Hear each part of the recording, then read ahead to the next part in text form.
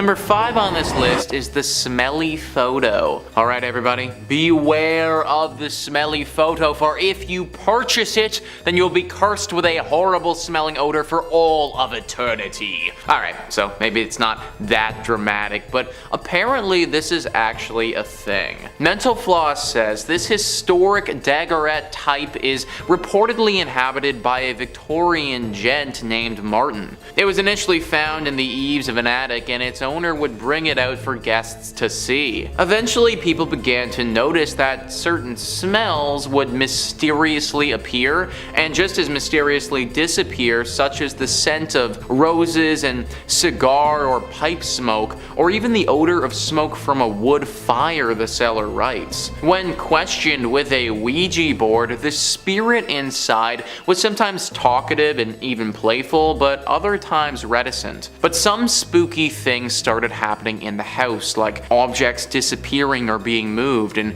footsteps and whispers faintly heard. These strange goings on became more frequent until finally the image was removed from the house and sent to a collector who reports some continued activity. So I'm unsure if you can still buy this thing or if it's completely off the market for good, but realistically you probably shouldn't want to be buying it anyways. Your house basically becomes immediately haunted with weird smells if you purchase this photo. Now I will admit, some of these smells really aren't that bad, like roses. If this picture can just make my house smell like roses all the time, then I mean that sounds pretty nice. Or honestly, cigar smoke can be really nice too. Like there's definitely a time and place to have a good whiff of a cigar, but the big problem is that you can't really control this thing. So if my guy wanted to just scent the house up with the odor of unwashed 1800s Victorian era man, then he could totally do that. This item isn't gonna kill you or anything, but I do think that the novelty would wear off pretty fast and it could get annoying very quickly. Just make sure that you have some Febreze on hand if you do choose to buy it.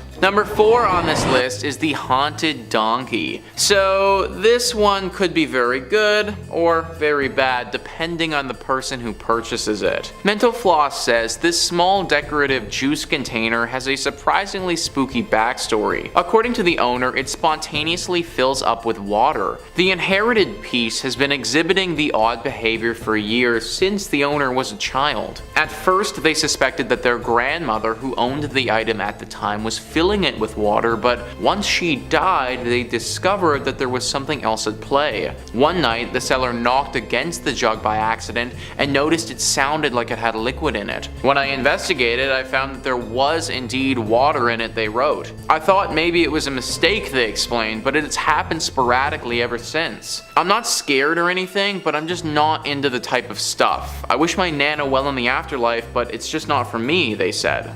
Now, one thing that isn't mentioned there is what happens if you drink the water. Apparently, if you have a good heart and are kind and caring and look out for your fellow human, then drinking this water is fine, and it's believed to even give you good luck. But if you don't possess those qualities that I just listed, if you're rude, if you're selfish, and if you're greedy, if you only look out for yourself and will walk over other individuals for your own personal gain, then drinking this water will do the opposite. You will be cursed with bad luck, and it will be very hard to get rid of it. So that's what I mean. This item can be very polarizing and can be super good depending on who buys it, or it could be super bad. Number 3. The Woman of Lem. Modern art can be a bit confusing. It's hard to understand an artist's true meaning behind their work, especially when things start to get abstract. Looking at the Woman from Lem statue, it's hard to even make out what this is supposed to be. A fertility statue? Primitive bog roll holder? You wouldn't even know just by looking at it just how lethally cursed this statue is. We don't know who crafted this or why, but we do know that under no circumstances whatsoever should you ever touch the Woman of Lem statue, lest you're looking to incur the wrath of a centuries-old evil. The statue was first uncovered in 1878 in Lem, Cyprus, giving the statue its name. Carbon dating suggests the statue was formed around 3000 BC. Hey, wait a minute. Do you think Otzi the Iceman ever saw this statue? You think maybe it's the same curse? Was life just significantly more cursed back then? Now back on hand to the topic. Once the statue was found, it began to wreak havoc almost immediately. Legend says 4 families are purported to have lost someone after touching the statue. The first owner, one Lord Elfont, a lord during Cyprus's time as a colony, lost 7 members of his family after acquiring the statue. Sometime afterwards, the next lord to acquire it, Ivor Minucci, obtained the statue and lost his entire family in the span of 4 years. The next victim, one Lord Thompson Knoll, just like the others, his family passed away within 4 years. The stories say that eventually, his remaining surviving sons, understanding that they had a responsibility to rid themselves of this generational evil, gave the statue off to the Royal Scottish Museum in Edinburgh for safekeeping, or maybe just to pass the curse along like a vicious cycle of regifting. Within a year, the museum curator passed away mysteriously. Right now, it's still kept there, locked away behind a glass box, never to be touched again by human hands. Let's try and keep it that way. Number 2, the Hope Diamond. Now the Hope Diamond has shown up a few times on this channel before, and for good reason. It's considered one of the most haunted objects on the planet. The diamond was first uncovered in India, with reports claiming that the diamond was plucked from the eye of a statue of the goddess Sita, the goddess of beauty and devotion. Legend has it that the first person who ever stole the diamond was attacked by dogs shortly after taking it. From here, the diamond made its way through countless hands, never staying in one pair of hands for too long though. It's said to have been owned by King Louis XVI and Marie Antoinette, who as far as I know, never had anything too bad happen to them. You know, at least nothing worth losing your head over. That's a little history joke for you. Look up the French Revolution, or Assassin's Creed Unity. It's the same thing. Throughout the diamond's storied history, it's been said that just about every owner of the Hope Diamond suffered a horrific fate. 14 confirmed deaths and owners throughout history, and that's only the ones we know of, as there could be countless more. The jeweler who recut the stone into its current form, William Falls, died a ruined man in poverty and hardship after his son Hendrik stole the stone from his father, who would later be prompted to take his own life as repentance for his crime. After passing from owner to owner under grisly circumstances, it finally made its way to Harry Winston, an American jeweler who, possibly making the first smart choice of anyone on this list, thought it better to play with his odds, and donated the diamond to the Smithsonian Museum of Natural History in 1958, where it currently resides sealed away to this day. So what happened when it became museum property? Well, the curators of the Smithsonian were thrilled to receive it, and have said that they consider the gem a crown jewel of their diamond collection, and that in all the time it's been in their watch, no one has suffered any ill effects, and if anything, visitors have gone up. Maybe Indiana Jones was right. Maybe it belongs in a museum. Number 1, King Tut.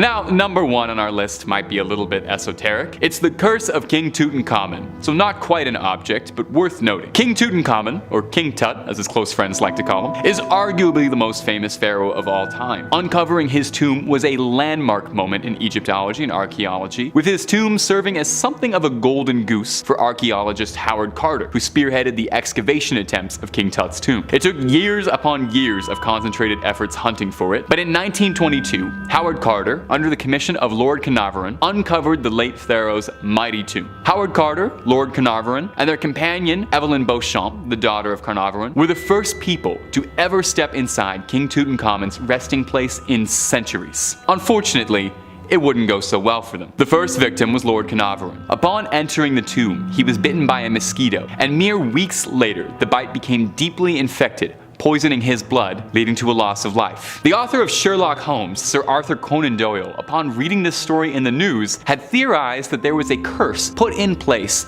by the old gods watching over Tutenkhamun's tomb. And that's the guy who created Sherlock Holmes, so let's assume he's probably pretty smart and doesn't just jump to conclusions. The next victim, George Gould, was a visitor to the tomb who developed an intense fever shortly after walking through it. Within months, he had passed away. Next was A.C. Mace, a digger on the excavation team, passed from an intense case of pneumonia shortly after his involvement. Howard Carter's secretary, Captain Bethel, was the next victim, passing away 6 years after the unearthing under mysterious circumstances, believed to have been smothered in his sleep. Now, Howard Carter, the original excavationist who helmed the venture, didn't believe anything about the curse, claiming that it was all superstition and coincidence, not fitting an educated man. He complained, however, that after unearthing the tomb, whenever he would visit Egypt, he noticed repeated sightings of jackals, the same type of Anubis, the Egyptian god of the dead. Which, I've gotta say, if I recently uncovered a legendary pharaoh and interrupted his slumber to plunder his riches for my personal gain, I would probably be a bit wary about seeing a symbol of the god of the dead following me around. 16 years later, Howard Carter would pass away of Hodgkin's disease. Could he have been the last victim of the curse, or did he manage to escape its throes? The king still rests in his tomb in Cairo, where he shall not be disturbed. You're more than welcome to go visit him if you'd like, but please, be respectful. Our first spot is the Anguished Man painting, a painting that's been said to be haunted by the spirit of its former artist. The Anguished Man was painted by...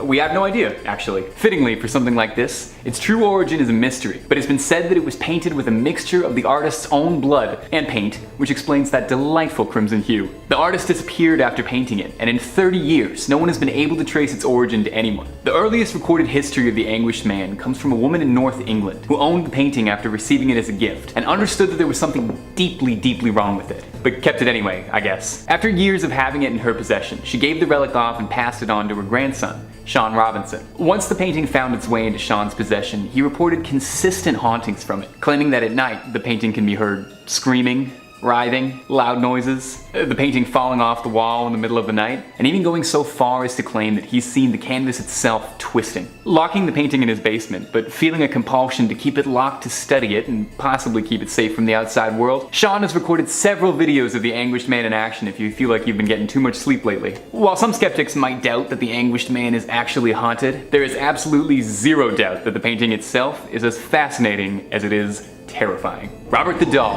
At first glance already seems a bit unsettling, between his empty smile and the blank expression of the pet sitting on his lap. If only it ended there. Legend has it that this century-old doll is home to a malevolent spirit locked away. It's been said that misfortune comes to those who don't respect him or insult him. Robert's story begins over 100 years ago, and his true origin is somewhat disputed. It's agreed that he was owned by Robert Jean Otto, who received it as a boy, but some people claim that it was a gift from his grandfather, while locals prefer to claim nefariously that the doll was given to Robert by a servant of the house who hexed it out of resentment. Whatever the case, Robert brought trouble with him. The real Robert, or Gene as he went by, would refer to the doll as if it was a living entity, claiming that it had a will of its own. When things around the house would break, like the rest of Gene's toys being destroyed, he'd claim that Robert had done it. The family would find Gene in the middle of the night, wailing, surrounded by overturned furniture, claiming once again that Robert had done it. People would claim to see Robert out of the windows, appearing and disappearing at seemingly random times of day. While Gene no longer owns Robert, of course, Robert lives in the East Martello Museum in Florida, where it's said that even locked up he still causes havoc, causing electronics to malfunction and go haywire. Employees have reported sleepless nights, strange noises, streaks of bad luck after spending time around Robert. The museum claims too Robert gets 1 to 3 letters a day from people asking for forgiveness or asking him to place a curse on others. If you're ever in the area and you feel like checking in, just make sure you're respectful about it, okay?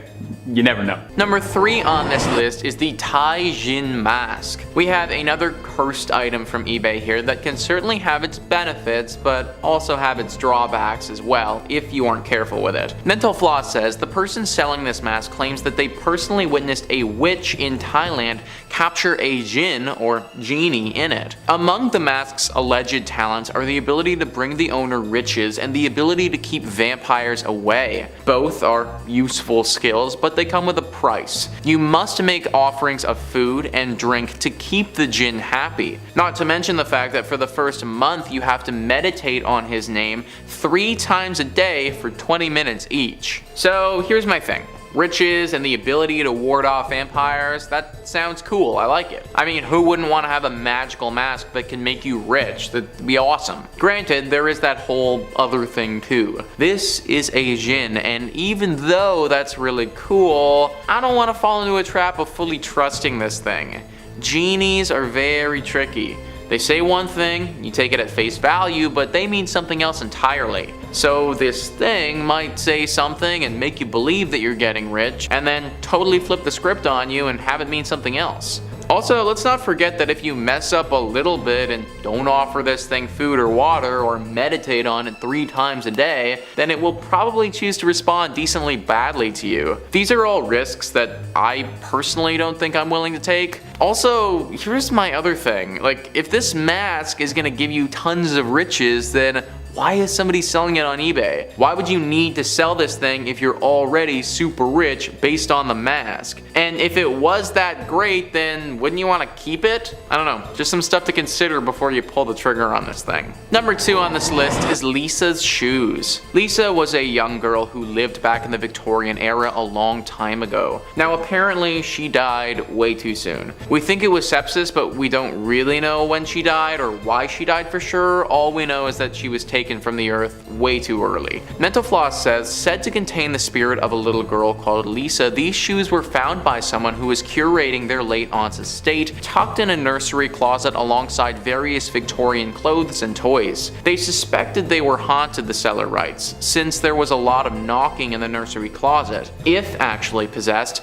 tap dancing might wake one up in the middle of the night. The noise wasn't the only indication of the shoes' otherworldly nature. The house they were found in was rumored to be home to a number of ghosts, including that of a woman who had murdered her baby there in the 19th century, and the spirit of a 9-year-old girl who died of sepsis. So, if you're the type of individual who likes to fall asleep to the sound of cursed shoes dancing all over the floor, then I guess this is for you. I don't know how many of those people are out there, but hey, no judgment here. I, personally, do not have any interest in purchasing some cursed shoes, but that's just me. Apparently, if your heart really does desire such a thing, then a few clicks on eBay is all it's gonna take. And finally, number 1 on this list is the Anguished Man painting. The Anguished Man painting has been something that we've talked a decent amount about on this channel when it comes to haunted and cursed paintings. Well, you can buy this haunted / cursed painting on eBay if you wanted to do so. The seller of this oil painting describes it as a horrific paranormal portrait. The artist is unknown, but according to its owner, the artwork may be responsible for a number of spooky goings on around the house. Since owning this painting, I've experienced a number of strange paranormal events that cannot be easily explained, the seller writes in the listing. These include hearing disembodied footsteps from elsewhere in the house, the sound of bird songs appearing out of thin air in the living room,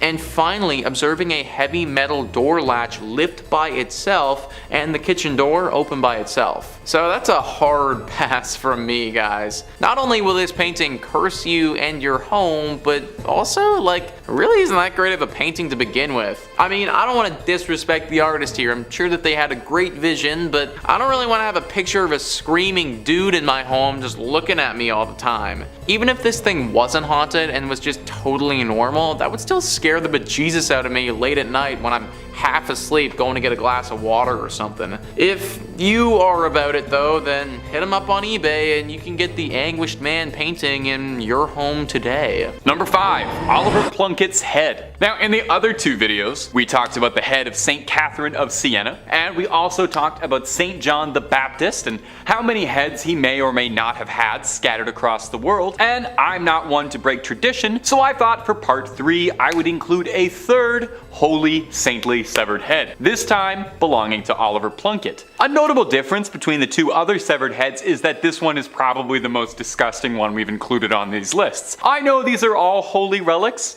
but let me just say, out of context, this is absolutely horrifying and looks like it's straight out of a grindhouse horror movie that you'd find in a dirty basket somewhere. Oliver Plunkett, before becoming a head, was an Irish Catholic archbishop who was a victim of the Popish plot. Now, if you're not up to date on your Catholicism, that's a whole other video worth of explaining. I don't know much about the Popish plot. I'm not the guy to do that for you. But the short version is that it was a conspiracy falsely alleging that there was a plot against the Protestant king Charles II. Oliver Plunkett happened to end up on the receiving end of something really bad. Namely, he was executed, which is pretty bad. But they really went out of their way to destroy Oliver Plunkett, his public image, his body. They called his praising of the Roman Catholic Church high treason, and his punishment was a slow and arduous death. He was hung, drawn, and finally quartered. And just in case there were any odds of him pulling through on a miraculous recovery, as a final effort, they yeeted his head into a fire, where it was rescued by a friend of Plunkett. I'd like to think I would do that for my friends. Well, after being recovered, the head was rescued and stored hidden away in a nunnery, eventually brought to Ireland in 1995, where he's now kept on display in the National Shrine to the Saint. He was canonized for his troubles, and he is the first new Irish saint in about 700 years. It's high time for some new blood, I think. So, you can go, you can pay your respects to him, and maybe offer him some skin cream, because that skin's looking a little dry. And if you're looking for more creepy videos on weird relics or all sorts of strange things, Tab 5 Scary has all of that and then some. If there's something scary, the odds are pretty good we've got a video or two on it. And if you haven't already, subscribe, hit that bell for more videos every single day. But do that at the end of this video, okay? We got way more weird Catholic relics coming up for you. Number 4, Saint Teresa's hand. Now, if you've watched our other videos on this subject, then no doubt you're already very familiar with the practice of making remnants of saints into relics. Now, something that's directly from a saint is called a first-class relic. That means it's something that came off of their body, you know?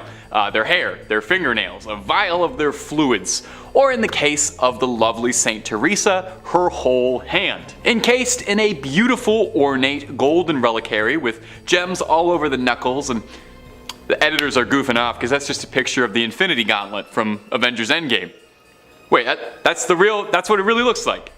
Yeah, it seems that Marvel Studios was more than inspired by the incorruptible Saint Teresa's hand when designing the weapon that would give Thanos the power to wipe out half the universe. Throw a comparison pic of them side by side, they're almost indistinguishable. I'm not 100% certain if there's any symbolism or connection there, but I'm sure Saint Teresa would love to know she was involved. She was a huge fan of the Marvel Cinematic Universe and all the things they do. When Saint Teresa of Avila passed away, the sisters of her convent buried her with the hopes of keeping her holy body with them. 9 months later, she was exhumed, only to discover that her body was intact. She hadn't decayed at all. That's why they thought she was incorruptible. Now, I'm not sure I totally follow the logic here, but after they discovered her body was incorruptible, they took her hand off and put it into this golden Infinity Gauntlet thing, as a way of inviting people to get closer to God through the saint's body. Now, this might not seem appealing to you, but there's a surprising demand for this relic. Near the end of the Spanish Civil War, General Francisco Franco had the hand removed from the convent and allegedly kept it close by, and if some of the wilder rumors are true, he would keep it by his pillow for good luck.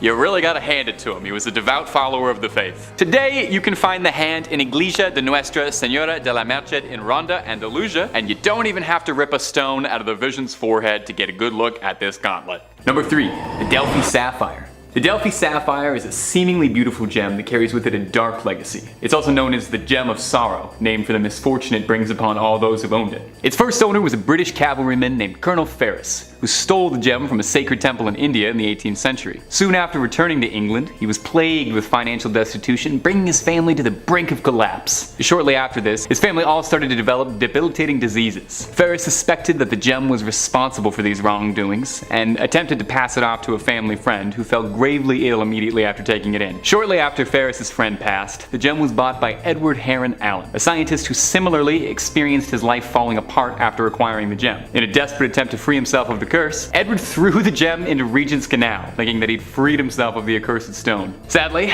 much like the one true ring, this gem wasn't going to stay at the bottom of a river. It was fished out of the canal and quickly sold to a local jeweler, who recognized the stone as one he had mounted onto a ring for a client, one Edward Heron Allen. Thinking he was doing Edward a favor, the jeweler crafted a new ring and returned it to Edward. Isn't that nice? From there on, Edward swiftly tried to rid himself of it again, this time giving it off to a singer, who after a brief ownership, lost her voice entirely and never sang again. With the ring once again in his possession, Edward decided to end the vicious cycle of regifting and lock the sapphire away. He locked it in 7 stacked boxes surrounded by good luck charms and gave it to his bank to store in their vault until his passing. Never to be opened, never to be sold. Heron even advised the bank that after his passing, it should be kept for another 33 years, just in case there was any residual curse smell in the box, I guess. Anyway, eventually, the sapphire found its way to a museum, as these things always do, who upon opening the 7 boxes found inside a letter reading, "This sapphire is accursed, and stained with the blood and dishonor of everyone who has ever owned it. Whoever opens this box, do with it what you wish. My advice, however, is to throw it into the sea."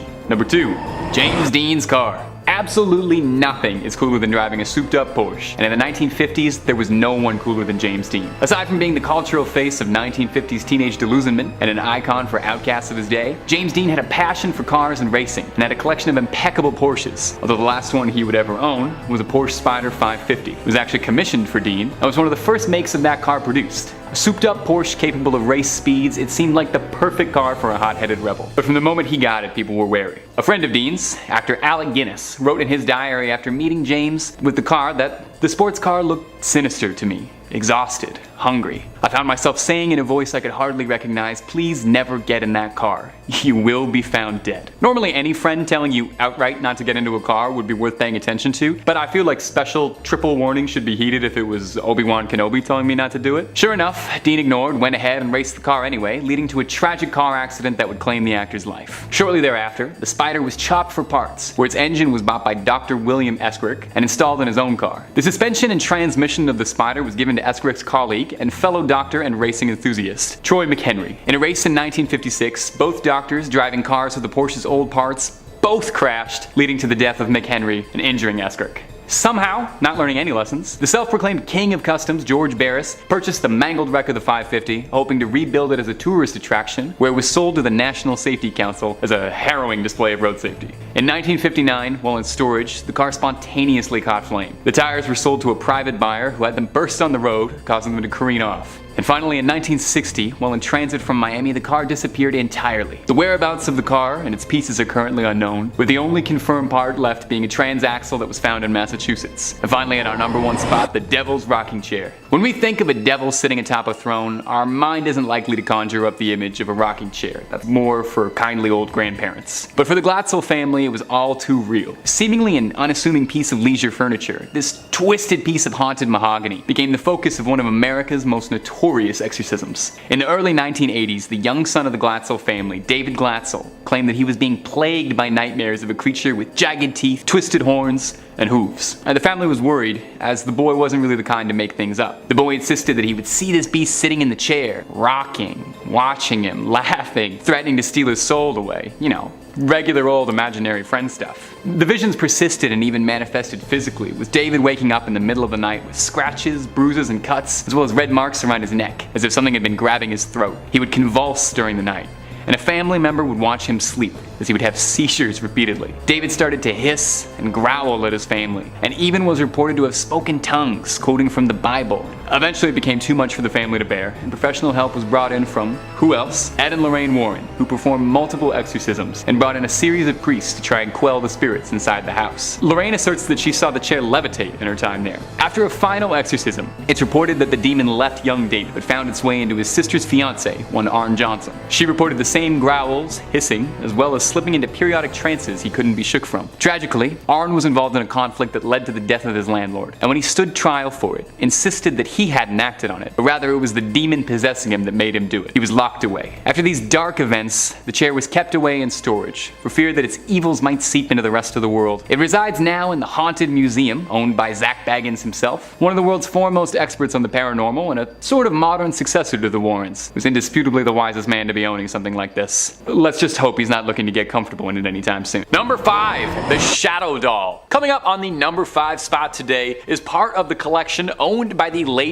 Ed and Lorraine Warren, big top 5 scary fan favorites. One of the first items you'll see when entering the Warrens' Haunted Museum is this terrifying little shadow doll made of bird feathers and real human teeth. The Warrens' son-in-law and current proprietor of the now defunct museum, Tony Spera, offers a little bit of insight on the doll, saying it was originally acquired at an antique shop where it was being sold, with the owners of the shop being none the wiser of the doll's evil. That's completely on the antique shop owner though. You know, you come into a possession of a doll made of bird feathers and human teeth, your first instinct should not be to stick a price tag on it. You should toss it into the ocean or burn it, something like that. Spera claims that the doll's curse works by taking a photograph of the doll, and then when it develops, you write the curse that you'd like to inflict on the back of the photo, and you send that to your victim. And the person who opens the envelope and sees the doll in the photograph will invite the curse into your home. Now, Probably a lot of pictures of the shadow doll behind me or pictures of the shadow doll being interspersed in this video right now. I just want to tell you, I don't have any curses in mind. I didn't write any curses down. I don't have a negative thought inside my head, buddy. I barely have thoughts inside my head as is. If I would curse you with anything, I would curse you to always find loose change, always get texts back from your crush, and I'd curse you to always make the right amount of pasta. I'd only curse you good things. Now, the real question I have to ask about this scary shadow doll is, do you think it's jealous that it's not the most famous haunted doll in the Warrens Museum? I know I would probably have a very hard time sitting next to Annabelle all day. Everyone's coming to gawk and take photos at my movie star sister. Ugh, hard life. Nobody's gonna make any movies about me. No wonder that doll was cursing people. And if you're looking for more stories about cursed dolls, I've got lots and lots and lots and lots of those. But I've got lots of other scary things too. Aliens, ghouls, goblins, conspiracies, just about anything you can think up. I've done a video or two on it. So hit subscribe. Please make sure you hit that little bell as well. That means you get every one of the videos we make. But do that at the end of this video if you wouldn't mind, because I got 4 more crazy cursed objects coming up for you right about now. Number 4, cursed ballista balls. Like, the last couple years had everybody acting pretty strange. I think it was unprecedented times. Maybe you binged all of Tiger King in a day. Maybe you got really into making sourdough. Maybe you returned a cursed artifact you stole when you were a teenager. We all went through some personal development. In 2020, a source that chooses to remain anonymous returned an ancient artifact that they'd stolen as a teenager to the Israeli government. A Bronze Age ballista ball fired during the Great Jewish Revolt by the Romans. The thief swiped them as a teenager when visiting with a group of friends and went on to live a fairly normal life, a successful career, found a partner, sired some children. Throughout his entire life, he felt as if there was a weight over him, as if he had some invisible presence of guilt weighing down on him forever. And he said no matter how long it had been, or how much his life had moved past this childhood act of delinquency, his heart could never move on from it, and he felt as if he'd been cursed to forever bear the guilt of it. During the events of the last few years, he said it stirred in him this apocalyptic feeling that made him want to return the ballista balls in the hopes of finally clearing his conscience. Do you think at any point during all that fun stuff during the quarantine and everything, do you think he was ever worried that he might have accidentally done it by moving those ballista balls and that's why he had to put them back? Through Facebook, he ended up getting put towards the right channels within the government to return it. But you know what's really bizarre about this bizarre story? This isn't even the first time this has happened, because in 2015 an almost identical story played out. In 2015, 2 ballista balls were returned to Israeli authorities alongside a note stating, "I took these in 1995 from a residential quarter at the foot of the summit. They have brought me nothing but trouble. Please do not steal antiquities." Well, I've got to say it's a nice change of pace to hear about people trying to undo a curse before anything got too heated. And you know what? I like these stories. It's a very easy to follow message for those of us listening at home. Don't steal antiquities. Unless you're Indiana Jones, that should be some pretty easy advice to follow in your life. Number 3, the Veil of Veronica. Now, on these lists of holy relics, we've had all sorts of strange things. We've had fingernails, teeth, dried up hands. We got milk coming up later. All things that have come from the body. Well, this next one is no different. It's the Veil of Veronica, and to put it gently, it's a sweat rag that's a few thousand years old. Probably one of the most pungent odors on the planet. Imagine every gym locker room you've ever been in times 1,000. When Jesus carried the cross, bruised and beaten, there was one person among the crowds who saw fit to help him out a little. Veronica wiped Jesus' face with this rag, and miraculously his face transferred onto the rag like it was silly putty on the funny papers. Now, as an outsider, I thought this is what the Shroud of Turin was. That was the wrapping used to wrap Jesus after his death, so the thing I'm learning is that Jesus left an imprint of his face on just about any surface he touched. You give him a hug, have his face on the shoulder of your shirt for the rest of your life as a sacred artifact. Now, the Veil of Veronica is hard to nail down hard, concrete facts on. It's never been officially canonized as a relic of the church, and is only alleged to exist. It's claimed to be owned at St. Peter's in Rome, although this particular relic is not on public display anywhere. Probably for the best. Honestly, don't know if I want to see a 2,000-year-old sweat stain. The ones underneath my shirts are bad enough. Now, it might sound like I'm being disparaging, referring to this relic multiple times as a sweat rag or a sweat stain, but I would like to offer this. The Latin name for the veil is sudarium. Sudarium literally translates to sweat cloth, so even the official churchly terminology for this relic acknowledges that it's just a stinky rag that has some sweat on it, but a holy stinky rag that has some sweat on it. Number 2, Mother Mary's milk. We're gonna do our best to get through this, I promise. Mother's Milk might be my favorite Red Hot Chili Peppers album, it's my favorite character on The Boys, and it might just be one of the oddest relics on a series of odd relics that's all the way to part 3. Took a lot of restraint to not put this in the first 2, but we're on part 3, so here it is now. As incredibly odd as it may sound, the Virgin Mary's milk is considered a relic of the Catholic Church. I hope they've been keeping that in the fridge, lest it spoils. Does holy milk spoil? Is everything I've said in this video profoundly heretical? There is a church called the Church of Milk Grotto, built outside Bethlehem. The history goes that the Madonna and Child had taken refuge in this cave, and while she was feeding, milk spilled outwards and blessed the stone of the cave, turning it completely white. Now, the church serves as a popular shrine for women who are struggling with fertility, who hope that the lasting aura and presence of the Virgin Mary will bless them. There's a legend that goes with it. Saint Bernard, the saint, not the big dog that has his tongue hanging out, was devoted to the Mother Mary. And one day, he was praying at a statue of the Madonna, and he asked it to give him some sign, some proof that she was a mother. I guess the statue has like an odd sense of humor because it sprayed milk onto Saint Bernard. Depending on the variation of the story, either his eye or in his mouth. I saw a lot of really interesting paintings depicting this scene, and editors, I hope you're having so much fun trying to find photos for this one. I am so sorry. Truly, rest in peace your search history. In the Middle Ages, vials of the milk were sold and transported all over Europe. For what purpose, I could not tell you. These days, the Church of Milk Grotto sells a limestone powder made from the stone walls of the grotto, meant to be dissolved in a drink and consumed. Kind of like Crystal Light, but it's holy milk. Probably heals all that ails, and it's a good source of calcium, perhaps. And number 1, the holy prepuce. This is going to be the one that takes the channel down. You have no idea the restraint it's taken me to only be bringing this up now in part 3 of strange relics. This is probably the strangest relic of them all. We'll do our best to discuss this with reverence and also somehow figure out how to stay within content guidelines. Editors, best of luck. When Jesus was born, on his 8th day, a small piece of his skin was removed in a traditional ritual performed on Jewish men when they're born. Okay? Are you sort of following along with what I'm saying here? This particular part of the body that I can't quite mention that was removed at birth was an immensely holy relic to the Catholic Church called the holy prepuce. Now, the very bizarre part regarding the history of the holy prepuce isn't just that it exists at all, it's how much trouble one bit of skin would cause. You see, the prepuce first pops up in the year 800, when Charlemagne gave it to Pope Leo III on December 25th, making it one of the oddest Christmas gifts ever given in human history. From here, it stayed until 1527.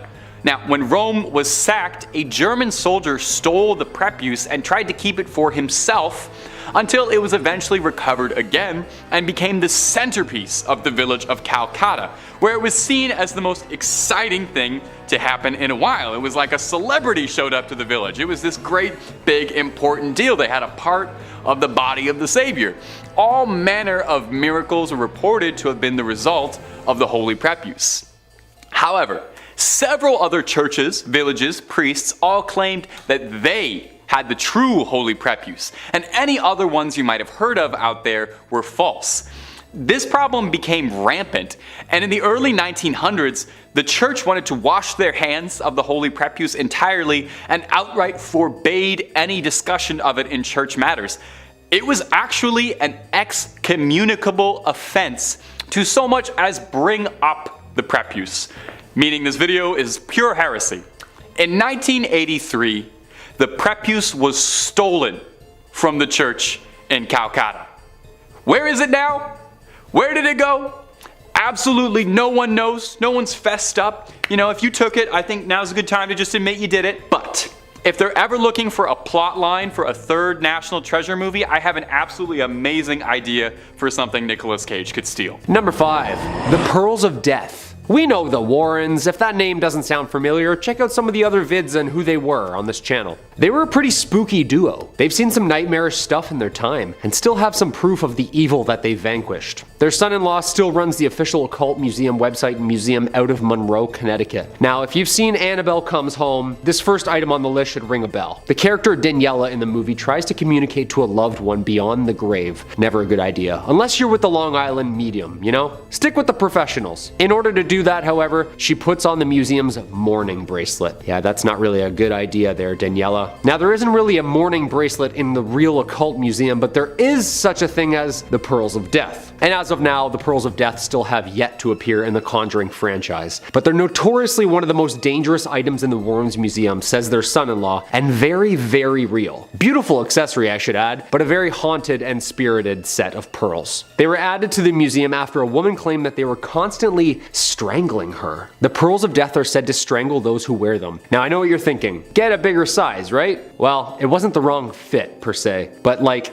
choked aggressively. The story goes, the second that this poor woman put on these pearls, she literally needed people around her to even yank the pearls from its death grip around her neck. Yo, that is terrifying. Sometimes when I sleep with my chain on, I feel like I'm in a triangle choke in the UFC. But thankfully for us, the curls currently rest on the Warren shelves, where they'll hopefully stay for the foreseeable future. Tony Spera, the son-in-law of the Warrens and current owner-operator, says, it all goes way back with the cursed objects. Objects that someone put a curse onto. It could be a bracelet, a necklace, or any article that someone performed incantations and rituals over to put bad energy into, as someone or something famously did to the Annabelle doll. I feel like just talking about it, she's gonna show up. In the same way a priest can bless a holy relic, a satanic worshiper or black magic practitioner can curse a belonging, as seen with the Pearls of Death. Number 4, the werewolf paw. As always, if you dig what we do here on Top 5 Scary, hit that like button or feel free to leave us a comment down below. Let us know which James Wan Warren story is your favorite. I mean, nothing beats the David's exorcism scene in The Conjuring 3. Yeah, spoiler alert, it's uncomfortable to watch. Some of you will get it. Scariest thing I've ever seen in my life, I swear to God. However, in Annabelle Comes Home, we see another terrifying object just chilling on the shelf. A werewolf claw. Later in the movie, we even see a real werewolf demon thing outside the Warrens' house. And of course, according to Tony Spera, the werewolf paw is a nod to the real 1980s werewolf case that took the Warrens all the way to London, England. A true story of demonic possession, and not just normal demonic possession. That's a weird sentence to say out loud. But we know about this case. Apparently, they watched a television program, Sightings, and police officers and locals got interviewed about their encounters with a real local werewolf, the infamous Bill Ramsey. They said his abilities to take on men twice his size with ease as he would rampage through the city, blacking out. Lorraine felt a connection to him, and after traveling to London, she found Bill. According to Lorraine, he was possessed by an evil wolf spirit and needed a full-blown exorcism. The exorcism was a success on American soil, and Bill was able to return home, ready to start the rest of his non-lycanthropic days. He wouldn't grow hair or change at a full moon, but he used his fingers like claws, attacked people, and even would run around on all fours. Could this wolf paw in the museum be responsible for the werewolf case in London? I think it might. Number 3, the Crying Boy painting. Some of my favorite cursed objects are a good haunted painting. Maybe it's because I had a huge fondness for Ghostbusters 2 as a little guy, and it's got a haunted painting as the main bad guy of that movie. Maybe it's just because I'm very enticed by the uncanny valley of a pair of eyes that you can look at but can never look at you back. We'll probably mention that in therapy next time. Anyway, case in point, take a look at this painting, the Crying Boy. Looks like a fairly normal painting, wouldn't look too out of place in your dentist's office. It's not really my kind of art, but I'm sure a generation of grannies love to put this in the parlor. It's been the center of a series of strange coincidences that are just too darn odd to be true. It was painted by an Italian painter, one Giovanni Bragolin, and mass-produced as a print across the 50s, so everyone could enjoy this sad crying boy in the comfort of their own home until they would burn down. Because for some bizarre, possibly paranormal reason, firefighters around Essex, London would report that frequently, amidst smoldering ruins of a burned down house, repeatedly they would find the Crying Boy painting completely untouched by the flames, even when everything else had burned to ash. Now, this happens once, that's bizarre. 2, very strange. If this happens 3 times, you've got yourself an outright paranormal mystery on your hands. The British tabloid The Sun loved the story and was spreading stories of the cursed paintings like a house on fire. Too soon?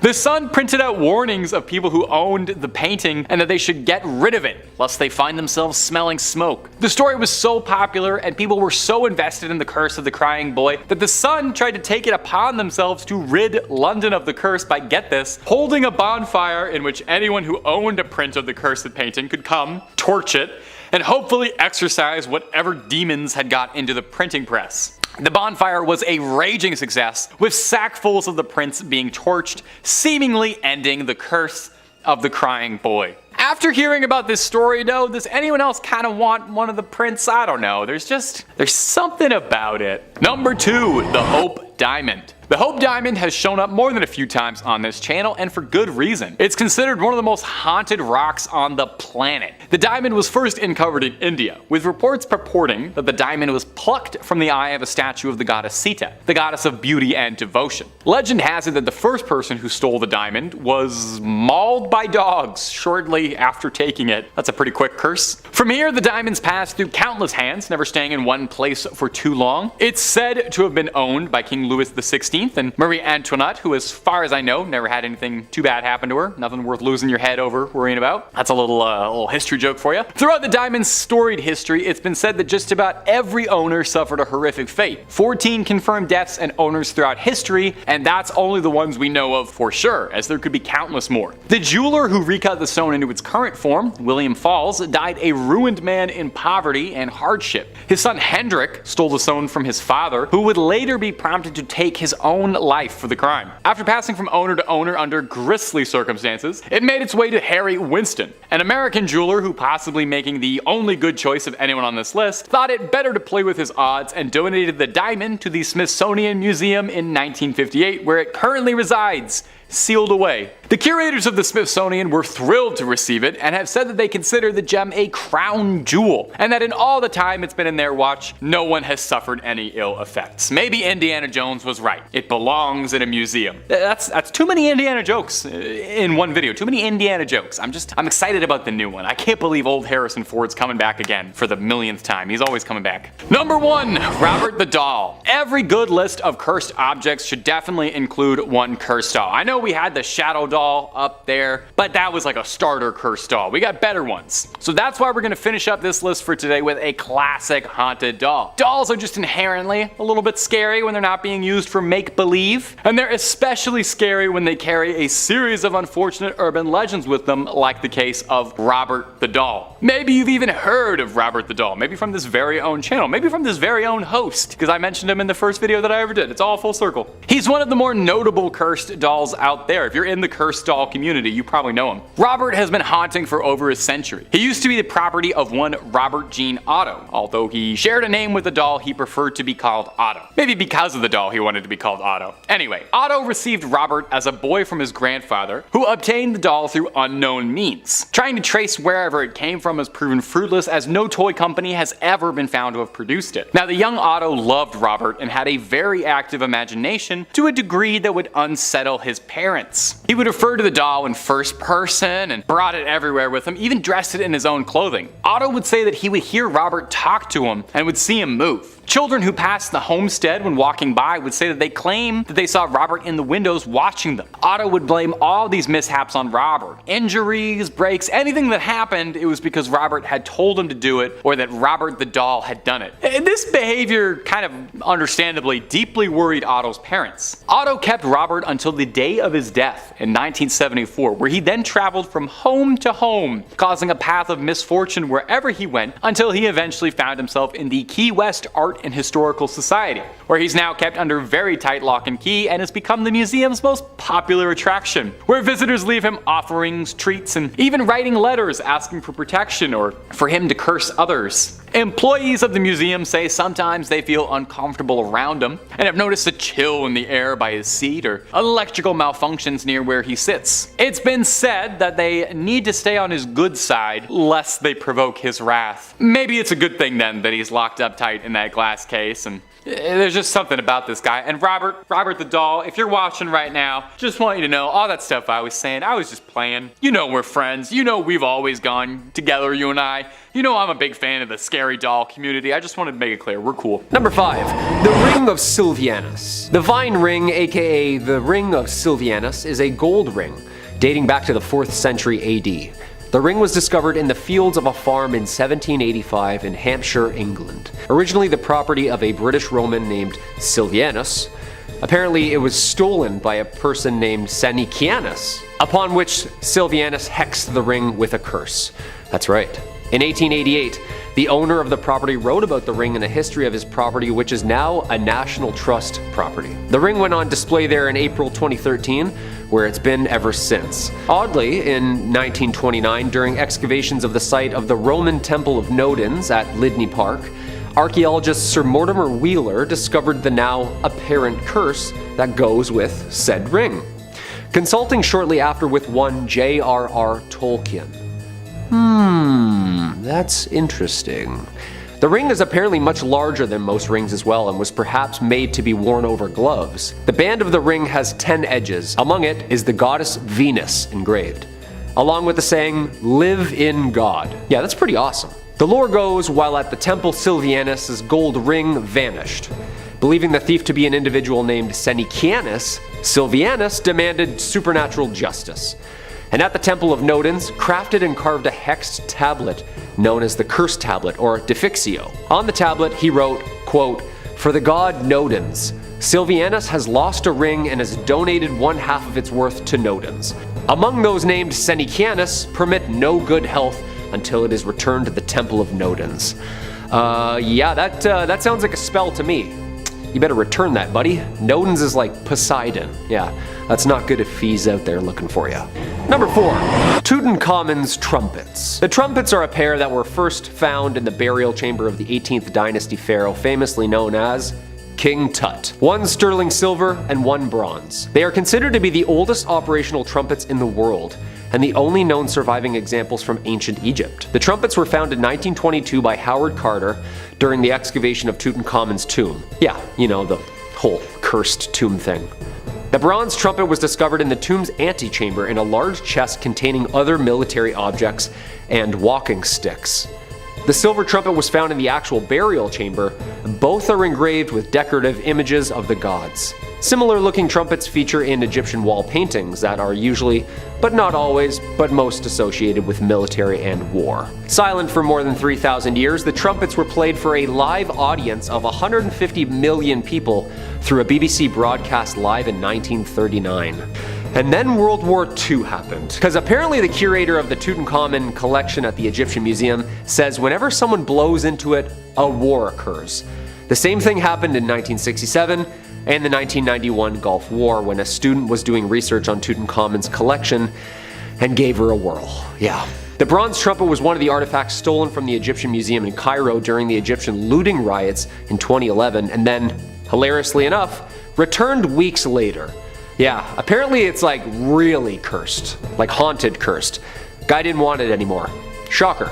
Number 3, the cursed brick. Perhaps one of the least terrifying items on this list is a brick from the Borley Rectory, aka a brick from one of the most haunted houses in all of England. The house was originally built back in 1862. It was a house built for the rector of Borley, but after a fire in 1939, it was never rebuilt. It was finally demolished after in 1944, but before its final days, Harry Price, a paranormal researcher at the time, reported numerous ghostly sightings, including a ghost nun, a ghost car passing by, as well as numerous horse and buggy sounds on the property. That's terrifying. Yep. A little piece of the haunted home sits in the Warren Occult Museum today, as they were able to visit the Borley Rectory before it was demolished. According to local folklore, a nun fell in love with a monk from the monastery and the pair attempted to elope together. They were found and sentenced to death. The monk was reported to have been sent to the gallows in the monastery, whilst the nun was sealed into the walls of the nunnery alive. Ouch. This nun is believed to be the one that is seen on the grounds of the Borley Rectory, endlessly looking for the monk that she once loved. That's kind of cute. That's kind of nice. The nun has been seen and heard many times over the years, and the first reports came from 1928 when the owner Guy Eric Smith and his wife contacted a newspaper to report a strange happenings. The newspaper took on the help of an investigator, Mr. Harry Price. Mr. Price stayed at the house to research for more than a year. While staying there, Price witnessed a ton of poltergeist phenomena. Even said that he got in touch with the spirit of a past tenant, Reverend Harry Bull, who died in the house. After numerous attempts at exorcising the property, in 1930, Mr. and Mrs. Smith left the house for good. The next residents of the house were Reverend Foister and his wife Mary Ann. They both experienced the same phenomena that Price and the Smiths had witnessed before them. However, this time the poltergeist activity seemed to be a little bit more aggressive, with reports of smashed glasses, broken windows, and Mary Ann being even thrown from her bed in the middle of the night. In 1939, the house was burnt to the ground due to an oil lamp. It was then left to ruins until 1944 when it was demolished. The Borley Rectory was said to have been the most haunted building in all of the UK, so although just an unassuming brick, its origin story has seen quite a bit of life and death. Number 2, black magic dolls. We already know some of the infamous museum dolls that are haunted by all hell, but we're not talking about Annabelle. There are apparently handfuls of other dolls that deserve some jarring honorable mentions. Tony Spera believes that there are dark powers that live amongst the various voodoo dolls and handmade figurines that are just casually splayed out for museum goers. Stuffed dolls like the Shadow Doll, of course, who looks like a night terror version of a twisted Muppets puppet. It's known for visiting dreamers and stopping their heart mid-nightmare with fear. Okay, that's a little excessive. So haunted, yeah. There's a satanic doll that looks like it would resemble a tall wooden man, possibly even the devil. Yeah, haunted beyond all hell. Found in the woods too, around satanic worship. Huh, could you believe? And of course, this dark magic doll. They just look haunted, you know? That off-colorization look, the facelessness, and glass casing around it. Again, that can't be a good sign. Historically, if you do this, obtaining a doll or statue or carving, add in a little dash of dark magic and voodoo, and voila, you have a very dark, cursed item. There's also a doll with no mouth and no eyes. Yeah, that's not scary at all. I think we can all agree that there's like 20 origin films like right here with each and every one of these black magic figurines. Like I understand Furbies a little bit more now, you know? Like that's a cursed item right there, 100%. Furbies belong in the Warren Museum. I'm surprised there isn't some there already. And coming at the number 1 spot, the music box. And of course we had to include one of the creepiest elements of the Conjuring movies, and I guess what makes any scary movie scary. It's the music. And boy is there one haunted creepy Warren Museum object that comes to mind: the Perron family music box. Director James Wan wanted to use the actual music box in the first film because mirrors and creepy music make for the best thrillers, but also because that there is a real haunted artifact from the real case. Today, the box is safely stored in the Warrens Museum alongside all of the other spooky items that we already covered. The music though, right? Like this part in the movie actually scared the shit out of me. Like the anticipation alone. They always do it so slow too, don't they? Dun dun dun dun dun dun dun dun dun dun dun. But it's like real life though.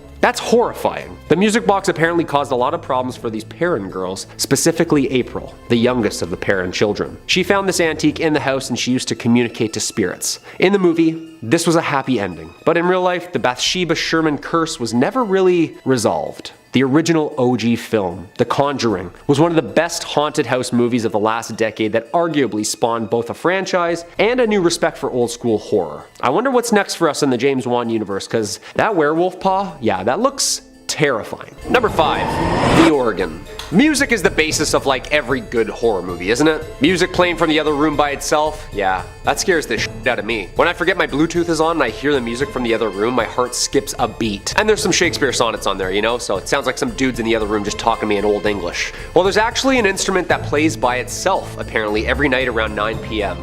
Unless it has priests bless it to keep it only wood and ivory. Apparently it likes to play a little number or two from the other side. Residing in the Warrens Occult Museum in Monroe, Connecticut, Ed Warren, the husband of the famous demonologist duo, apparently likes his classic music. Well, not live, I should say. He obtained the organ apparently after authorities cleaned out a haunted house owned by Reverend Eliakim Phelps in Stratford, Connecticut. Somebody from the authority at the city of Stratford reached out to Ed asking him if he'd be interested in obtaining a musical instrument in which needed some special handling. Nothing like a dusty old haunted organ, like the old hockey games in churches organs, you know? Apparently one night Ed was woken up by the sounds of the chords of the organ being played. It was late at night, so naturally Ed thought maybe someone had broken in and was fiddling downstairs with the instrument. Ed went down to check it out, and as soon as he entered the museum where the Warrens' haunted items are kept, the organ would just stop. Yeah, creepy. And also annoying. Like, why do ghosts always do that? It's so like trickster of them, you know? This would happen over and over and over again. The organ finally stayed quiet semi-permanently when after the Warrens asked a priest to bless the organ on a regular basis. Apparently it needed to be continuously cleansed or else the mysterious pianist would start their eerie tune again. Yeah, organs have to be the scariest instrument on this planet. So Halloween-y sounding, you know what I mean? And so Dracula-ish. Toccata and D minor, just... Number 4, the wedding dress. Your wedding day is supposed to be the happiest day of your life, isn't it? Dressed to the nines, till death do us part, cake smashed into your face, yada yada yada, and of course, that iconic wedding dress, you know? Yeah, it's tradition. So what's this wedding dress doing in the Warrens Occult Museum then? Well, the official story behind the white gown in the Occult Museum is that of the White Lady of Union Graveyard. She has been spotted for decades. Many claim they have seen the lady in white at Union Cemetery. She's said to walk the graveyard at night, and locals tell us they've also seen her on nearby roads. Union Cemetery sits just off the junction of routes 59 and 136 in Easton, Connecticut. The legend goes, it's the home of a spiritual entity that allegedly walks the property. I can tell you that now for a fact that this place is haunted. It's one of the most haunted places around, said Lorraine Warren herself. Yeah, and she's seen some stuff in her time. One of the most infamous encounters is that late one night a man was driving down Stepney Road in his pickup truck just past Union Cemetery. Out of nowhere, a woman in a white dress appeared in the middle of the road. The man couldn't slow down in time and struck the woman head on. When the man screeched to the side of the road, there was no sight of the woman he had hit. Apparently this happens more often than you think on that road. Whoever she was, apparently the couple has her dress locked in the Museum of the Occult Finds and deems it spooky enough to leave it alone. Number 3, the statue of Osiris. And speaking of ancient Egypt, we arrive yet again at something stolen. The statue of Osiris. In 1971, during an excavation in Saqqara, Egyptologist Walter Bryan Emery found a small statue of the Egyptian god of death, Osiris. He and his assistant returned to the dig site's office in a nearby village as Emery took the statue of Osiris with him. Once at his house, Emery went to the bathroom to shower, and after moments, his assistant began to hear Emery screaming. He found him clutching the sink, clearly experiencing some kind of trauma. His assistant said that Emery stood there paralyzed. I grabbed him by the shoulders and dragged him onto the couch. Then I ran for the telephone. Emery was diagnosed with paralysis of the right side of his body and was unable to speak. He actually died the following day. Talk about curse of the pharaohs. It's been said that there was a possession of a Canadian woman who believed her home had also become haunted by said statue. The woman gave it to the Ontario Museum, which returned it home to Egypt. Have we seen this video of said statue moving on its own? Like, this is from a Manchester museum, and this thing is just moving on its own all day. Yeah, this god's pretty powerful, and this stuff needs to be respected, you know? And returned. Like, you can't just steal stuff and throw it up in a museum overseas. Especially the stuff that clearly says in hieroglyphics, do not remove this, you will be cursed. We're uncovering more and more buried Egypt every day. Just please be respectful and leave the stuff alone after discovering and documenting it. And whatever you do, don't play any more instruments, okay? Number 2, ballista balls. Almost 2,000 stones were found during archaeological excavations in the Gamla Natural Reserve, of which the ancient Jewish city of Golan Heights used to sit. This is the site where the largest number of ballista stones from the early Roman period were found. Basically, these little sanded stones are perfectly smooth and perfectly designed for ancient machine gun slingshots. Oh yeah, and of course, by sling or hand. In 2020, a ballista ball in Israel was returned to the authorities 15 years after it was stolen. Apparently the balls were very cursed. Why was this particular ballista stone considered to be so cursed? Who knows? The artifact has been returned by an anonymous person under the name Moshe Manis. According to Moshe, the thief who stole the ballista stone stole it in 2005 when they were a teenager. Yeah. Oh yeah, it's definitely not me. No, it's a friend of mine. Yeah, no, definitely not me.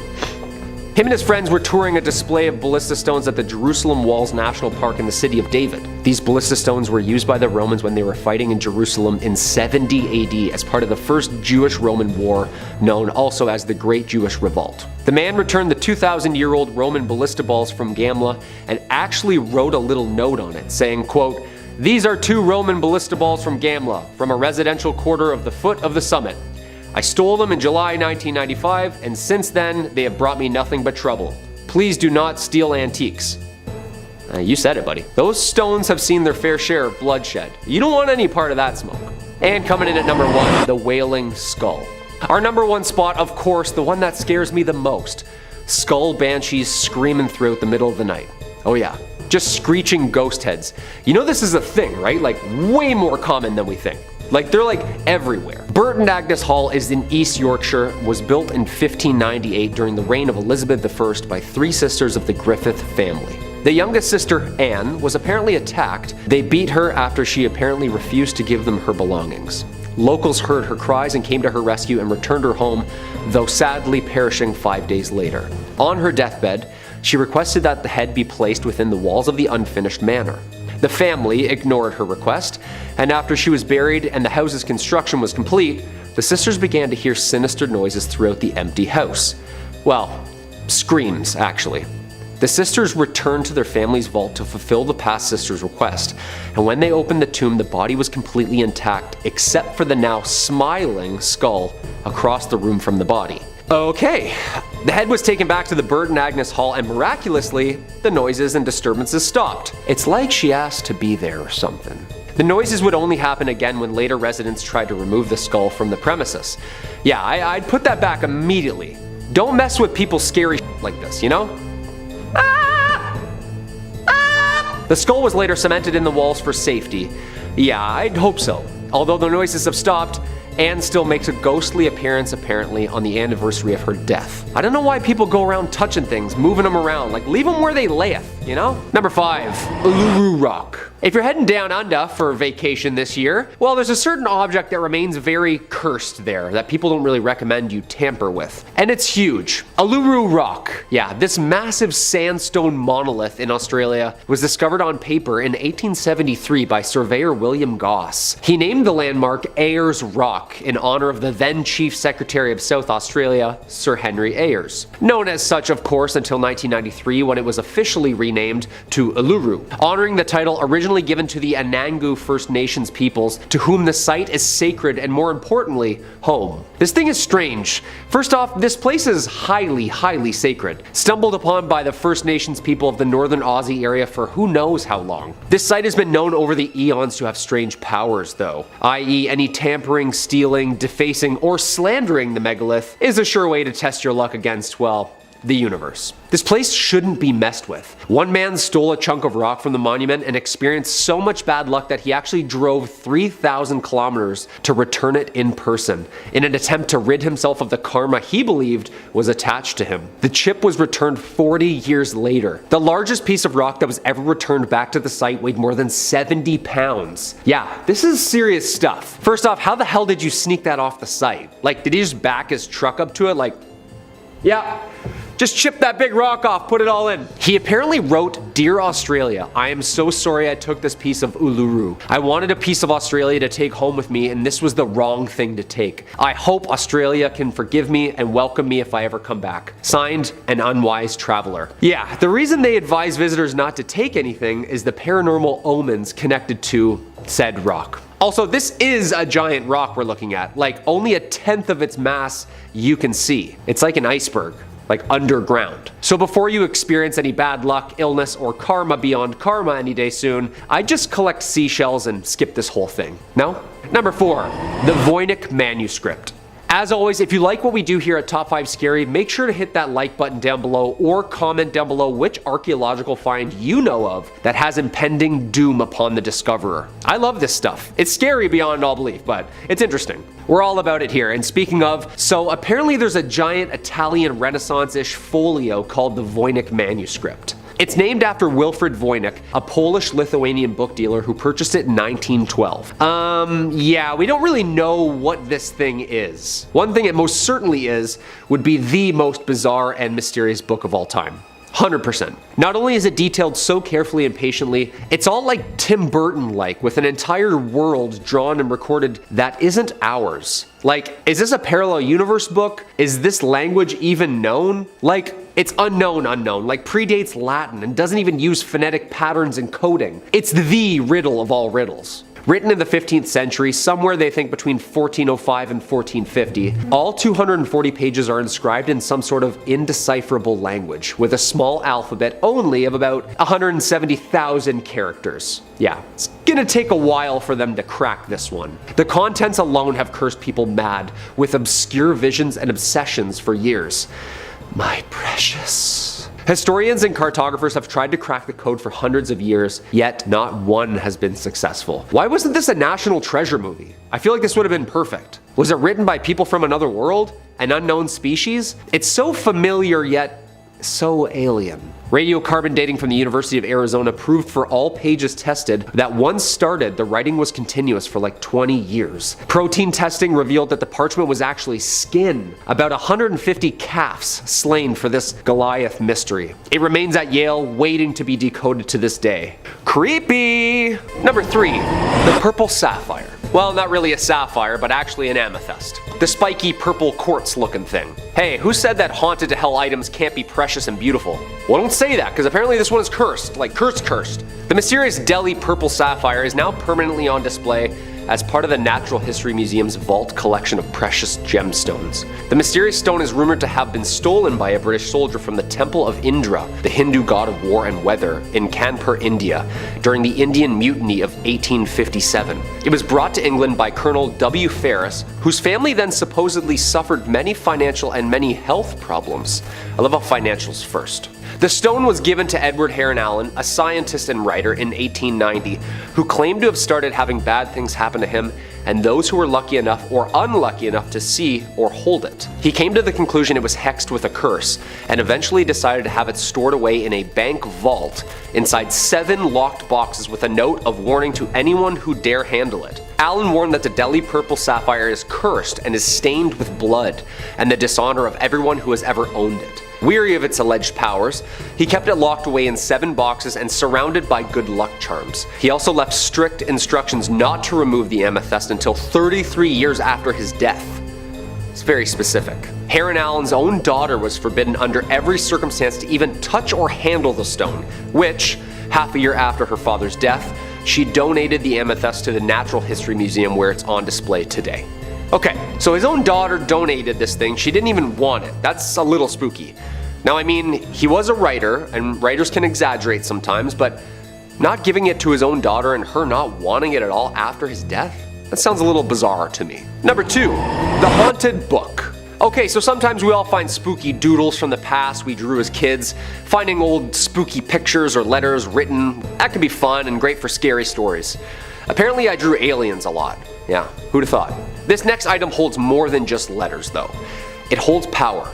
This haunted book was given to Brighton's very own haunted house, Preston Manor, after a Kent family who owned it claimed it caused them to be plagued by ghostly visitors and spectral visions. A haunted ledger which was found bricked up behind a shop wall has been acquired by the museum. Phew. The ledger was donated by Josephine Beniovitz. The book was discovered by her father, Tony Beniovitz, in 1988 when he was demolishing a shop which closed in 1984. Having taken it home, the father and daughter believed they suffered a number of spiritual visions and images of men, women, children, and apparently soldiers on horseback. The ledger, which dates from the First World War, was a clue at maybe who was visiting them.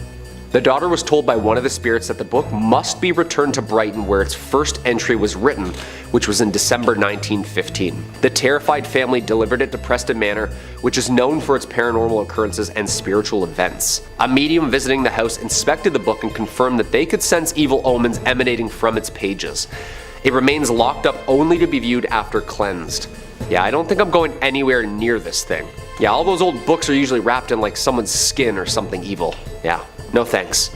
And coming in at the number 1 spot, the Iceman. This definitely had to be my number 1 spot. And it's not my favorite UFC fighter, Chuck Liddell. But this is the most terrifying find of all. Not really much of an item either, but more like a 5,000-year-old frozen and perfectly preserved human mummy that was discovered in 1991 in the Otzel Alps in Italy. Otzi, of course, is the name researchers chose to name the mummy for obvious location reasons. This frozen mummy is of a man who believed to have lived 5,300 years ago. Otzi is believed to have been apparently murdered before being frozen in its time. This is claimed after the discovery of an arrowhead found embedded in his left shoulder and various other wounds on his body. He also has multiple different DNA types on his clothes, suggesting he was in combat or in danger in his last moments. The nature of his life and the circumstances of his death need more investigation, but scientists believe he's Europe's oldest natural known human mummy, offering a very shiny new view of the Copper Age. A huge glacier surrounded him after he died of exposure and preserved his body in a mile-high ice cube. However, this is where it really gets spooky. Once unearthed, rumors of a curse surfaced too and grew stronger as people linked to him began to die, often in accidents or natural health problems. All in all, so far 7 deaths have been tied or loosely related to Otzi's de-thawing, including forensic pathologist who was killed in a car accident en route to give a speech about Otzi the Iceman, a mountaineer who died in an avalanche, a hiker who discovered the Iceman on a hike with his wife and later perished after falling down a treacherous path. A molecular archaeologist was found dead in his home after he was finalizing a book about Otzi. The head of the forensic team died of a heart attack, another discoverer died of a brain tumor, and another researcher perished of multiple sclerosis. Yo, say what you will about curses if you believe them or not, when people start dropping all involved in this one find, there's gotta be some sort of otherworldly connection going on here. Whatever the case may be, this find is one of the most scientifically precious and also one of the most spiritually terrifying. Should we study this mummy some more and unearth more mysteries of the past, or should we risk the lives of those who study it? Number 5. The Anguished Man. The tale of this rather disturbing looking painting is strange and steeped in mystery, but every scant piece of information we have on it is more unsettling than the last. The painting of a featureless man who seems to be screaming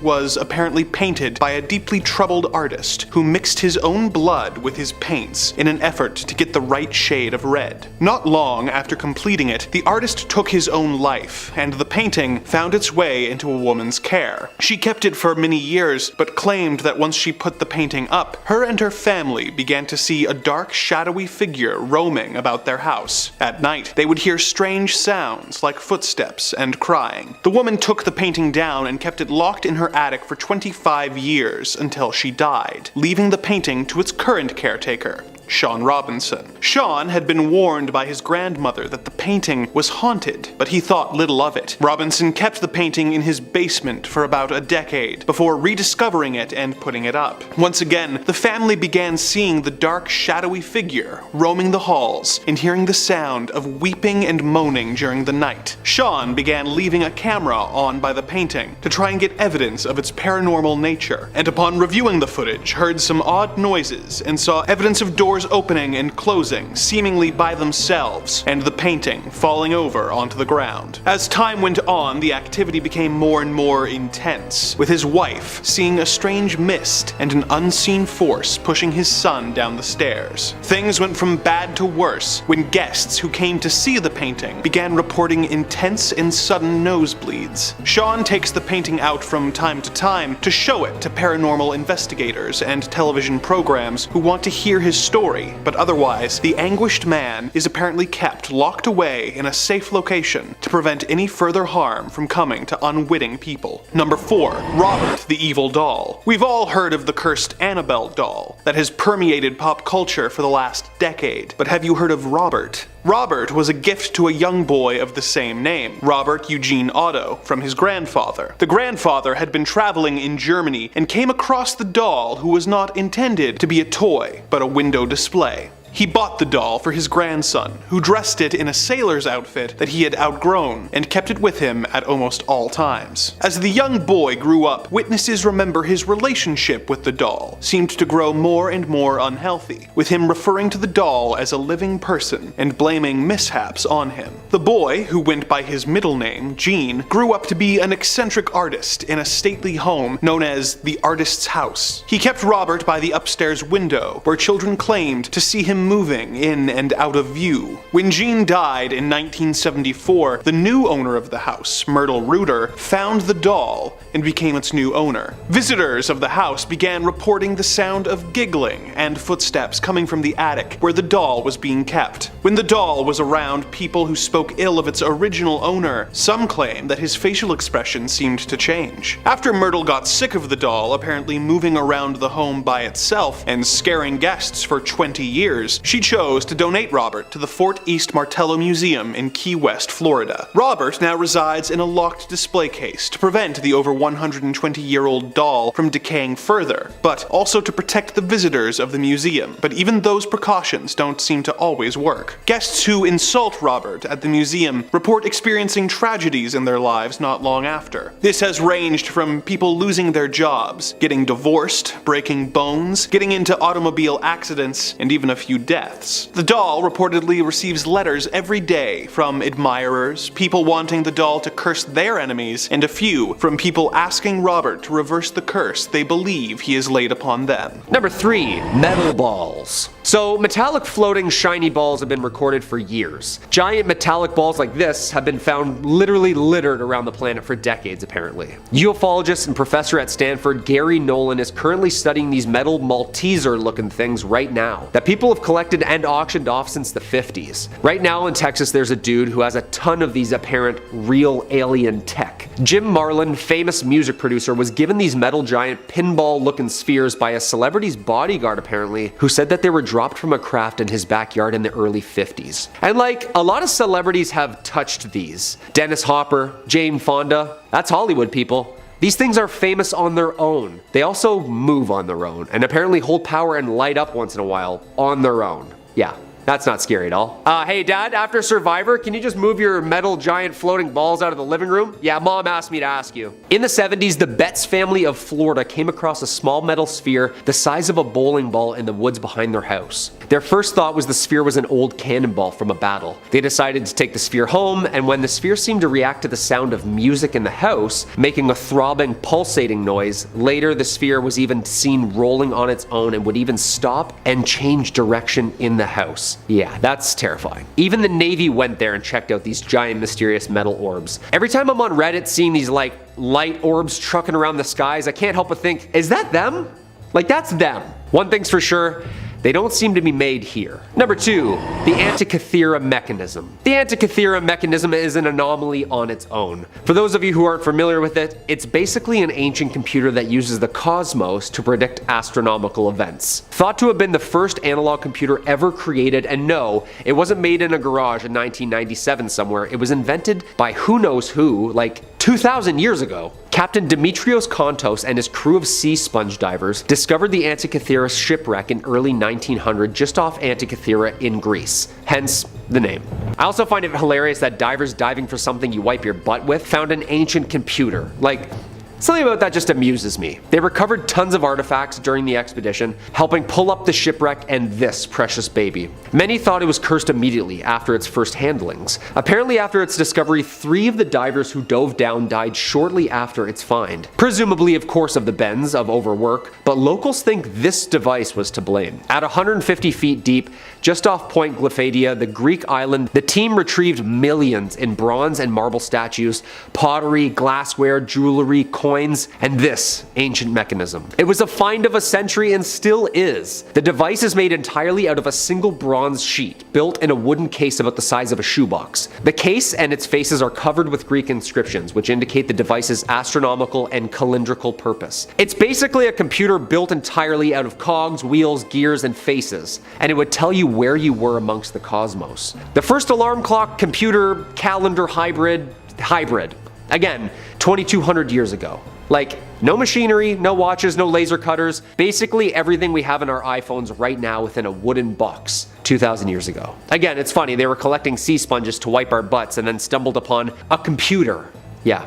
You can find it at the National Archaeological Museum of Athens. And number 1, the Codex Gigas. Obviously, this one's gonna be my number 1 pick. Apparently it translates to giant book, and it's big. It weighs about 170 pounds. Yeah, I'm kind of like really uncomfortable what I've learned and read about this book. It's the largest medieval manuscript in the world. The manuscript is also known as the Devil's Bible due to its highly unusual full-page portrait and detail of Satan and the legends surrounding its creation. Illuminated Bibles were a typical feature of Roman monastic books, but even with this one, the page size alone of the Gigas is notably larger for its time, and it's made out of about 180 donkeys. Yeah, sorry.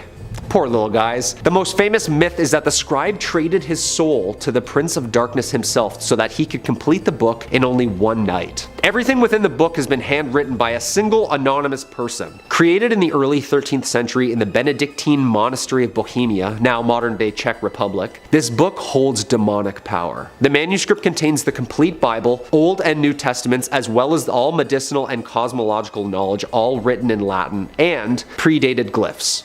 However, it is, unbeknownst to any of us, missing 10 pages. Yeah, just ripped out missing. It's like a movie right there. Apparently some think the Codex was created by Herman the Recluse in the Benedictine monastery in the Czech Republic before being stolen and taken to Prague by the Emperor Rudolf II, who, fun fact, also stole the Voynich manuscript at one point. Yeah, this guy loved collecting like cursed, demonic, haunted scriptures, I guess. According to legend, the scribe was a monk who promised to create in one night a book to glorify the monastery forever, including all human knowledge. Near midnight, he became sure that he couldn't complete this task alone, so whipped out his pen and made a deal with Lucifer, asking him to help him finish the book in exchange for his soul. That's not really a good idea. It's thought it would have taken him at least 30 years non-stop writing to complete it. The book lays in the National Library of Sweden in Stockholm, where it is on display for the general public. Dude, I can't read Goosebumps without having nightmares, let alone going near this thing? Nah, I'm good. Number 5, the family jewels. Some things get passed on generation to generation. Some are begged, some are borrowed, and some are stolen. Our first cursed item has made its way across so many seas at the price of many lives. At a whopping 186 carats, the Koh-i-Noor diamond may look precious beyond all belief, but this cursed gemstone has a much darker, unbelievable side too. The name derives from the Persian Hindi words Mountain of Light. Many theories exist as to its original owner and who it was originally cut for. A Hindu description of the diamond warns that, quote, "He who owns this diamond will own the world, but will also know all of its misfortunes. Only God or women can wear it with impunity." Well, that's jarring, to say the least. Right there in writing, huh?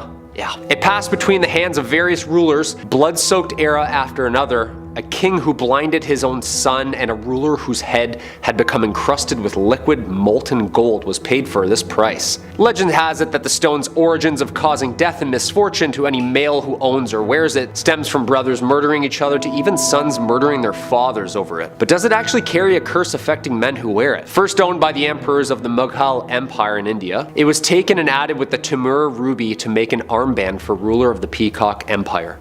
The diamond then went to Sikh Maharaja Ranjit Singh. After his death, his 5-year-old son Duleep Singh, the last Maharaja of the Sikh Empire, would be the last male who ever seemed to wear it. Since being owned by the British royal family, and oddly enough, it's only ever been worn by females. After Queen Victoria's death, Queen Alexandra got it and was used to crown her at her coronation in 1902. The diamond was then transferred to Queen Mary's crown in 1911 and finally to the Queen Mother's crown in 1937, where it remained for more than 80 years. When Queen Elizabeth died in 2002, the crown was placed on top of her casket for the funeral. All of the crowns are now on display in the Jewel House at the Tower of London, with crystal replicas of the diamonds set in the older models they were in. So what's the deal? Is this thing still cursed? Did the royal family know something that we didn't? Maybe. Number 4, the statues of Lem. The Women of Lem statue was discovered in Lem, Cyprus in 1878 and dates back to about 3500 BCE. The statue eventually earned the nickname the Goddess of Death after 4 different families experienced tragedy while handling and owning the carved stones. The first owner, Lord Elfont, along with his entire family, perished within 6 years of owning the statue, all from mysterious and rapid illnesses. The other 2 owners, Ivor Minucci and Lord Thompson Noel, also died along with their entire families just a few short years after obtaining the statue within their homes. The 4th owner, Sir Alan Beaverbrook, died alongside his wife and 2 daughters of mysterious causes while in possession of the carved rock. Although his sons did not believe in the curse attached to the statue, out of fear of the sudden misfortunes around them, they decided to gift the Royal Scottish Museum in Edinburgh the find, where it is now encased in glass, safe, unable to bear any other family bad news. You gotta think, someone was just like sitting there back then chiseling this rock like 6,000 years ago. What were they thinking? What were they saying out loud? What were they looking at? Why did they seem to have blessed this rock with so much evil and misfortune? You tell me. Number 3. The Women from Lem statue. This limestone statue, also known as the Goddess of Death, was discovered in Lem, Cyprus in 1878. Its purpose, or exactly what it was meant to portray, has been lost to time, but many experts believe it may be a fertility statue of an unknown goddess. Whatever the reason for the carving, experts have concluded that it was carved sometime around 3500 BC. After being found in 1878, it was purchased by a man named Lord Elfont. Within 6 years of having acquired the object, Elfont and all 6 of his family members had died under mysterious circumstances. The statue passed to a man named Ivor Manucci, who died along with his entire family within 4 years of the purchase. The same thing happened to its next owner, Lord Thompson Noel, and his family. The statue seemed to disappear for a time before being acquired by Sir Alan Biverbrook, who had a wife, 2 daughters, and 2 sons. Yet again, family members began to drop like flies, with Biverbrook, his daughters, and his wife all passing within a few years. Fearing that they would be next, Biverbrook's sons decided to donate the statue to the Royal Museum in Edinburgh, Scotland, where it was soon put on display. However, the statue was not quite done, and the curator who had handled the statue mysteriously died the next year. The statue is still on display to this day, locked in a heavy glass display case. Number 2. Thomas Busby's chair. Our next entry takes us to North Yorkshire in 1702, when 2 criminals, Daniel Audie and his son-in-law Thomas Busby, came into conflict. They were coin forgers who essentially ran a criminal empire, but Daniel disapproved of Tom's relationship with his daughter. This resulted in a fight, which ended with Daniel's untimely demise. Thomas was arrested soon afterwards and sentenced to be hanged. There is some variation in what happened next. Some versions of the tale say that Thomas was arrested at his favorite pub, and others say he was allowed back into the bar for his last drink before his death. Whatever the case, before being taken away, he told the other patrons of the pub, "May sudden death come to anyone who dare sit in my chair." He was then taken away and as the local historian and poet William Grange described it, the bones of the poor wretch who had committed murder to fester in the sunshine and blow in the tempest until they fell piecemeal to earth, and tradition yet tells tales of night wanderers being terrified when passing the dreaded spot. While Thomas began apparently haunting the spot across from the inn where his remains were displayed, the curse he laid on the chair began taking effect. Over the years, many brave souls sat on the chair to prove they were not afraid and paid the price. In 1894, a chimney sweep sat in the chair and was found the next day hanging next to where Busby had been displayed. In 1967, 2 Air Force pilots sat in the chair as a joke, but when they were driving home that night, they crashed into a tree and did not survive. A few years later, a builder sat in the chair and fell off a roof later that same night. Not long after, a cleaner fell into the chair after slipping while mopping the floor and died of a brain tumor soon after. In 1978, the owner of the now renamed Busby Stoop Inn decided that too many deaths had occurred and donated the chair to the Thirsk Museum. Although they didn't technically lock the chair away, they did hang the chair on the wall, 5 feet off the ground, to prevent anyone from sitting on it and receiving Busby's fatal curse. Number 1. The Bassano Vase. Although it has fallen out of favor now, for centuries, a common gift given to brides on the day of their weddings were intricate ornate vases. Our next tale begins in the 15th century Italy and spans over 500 years. Legend says that on the day of her wedding, a bride in a village near Napoli found a gift with no clue which of the guests had given it to her. It was a 4-pound silver vase. She decided to put it in her room for safekeeping before the wedding ceremony, but when the ceremony was due to start, the bride was nowhere to be found. The groom went to her room to look for her and found her lifeless body on the ground, with no trace of what had caused the death, other than her desperately clutching the silver vase. The bride was buried, and the vase was passed on to one of her family members to be taken care of. Within days, the second member of the family was was dead from unknown causes. The vase was given to another member of the family, and when he also passed away, the family made the connection between all the recent tragedies and the Bassano vase. Unsure what to do, they reached out to a local priest who, upon hearing the story, informed them that whoever had given it to the bride had either cursed it or made it from cursed materials. He advised them to bury it on sacred grounds. They dug a hole and wrote a note warning, "Beware. This vase brings death," which they placed inside the cursed vase. The vase was buried and remained underground for the next 500 years. By horrible chance, a man in 1988 was digging and came across the vase. He read the note, but being the skeptical type, discarded it and took the newly found Bassano vase to a local auction house. The vase went up for auction and was sold for the equivalent of $2,270 to the local pharmacist. Within 3 months, the pharmacist was dead, and the vase was sold by his family to a local doctor, who also passed away soon after. The vase developed a reputation after this, and several people who were approached to purchase it refused, but it was eventually bought by an archaeologist who, despite his family's protests, did not believe in curses. He died 3 months later. His family threw the vase out their window, but a police officer who was passing by saw this and tried to return it. The family refused the vase back and told him of its cursed nature. He tried to give it to multiple different museums, but having heard about the curse, they all refused. Fearing for his life, he did what the bride's family had done over 500 years prior and buried it in a lead box in a cemetery. Which cemetery he used is unknown, but let us hope that no unwitting soul rediscovers this cursed vase and unleashes it upon humanity once again. Number 5. The Bassano vase. When we think of cursed objects, we start to go through the classics, you know, haunted dolls, haunted paintings, even the old haunted diamond. You don't tend to think of haunted glassware. Well, let the Bassano vase introduce itself. A seemingly unassuming piece of home decor, this sinister flower pot carries with it a deadly curse and legacy. First crafted in the 15th century, the Bassano vase was given to a bride as a wedding gift in Napoli, Italy. The day of the wedding, the husband couldn't find his betrothed anywhere. Upon returning home, he found her on the floor, clutching the vase. After her funeral, the vase was given out to one of her family members, who then fell ill within days and had passed away. Of course, no one assumed the vase had anything to do with it, why would it? Despite a suspicious trail already starting to form. The third person to inherit the vase also ended up passing away mysteriously.